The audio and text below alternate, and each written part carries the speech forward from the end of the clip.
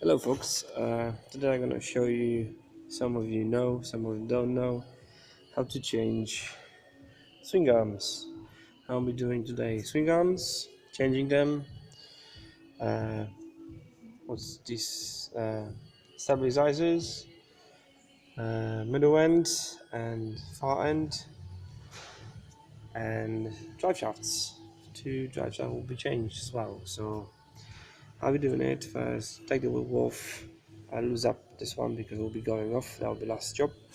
But I have to drop the subframe.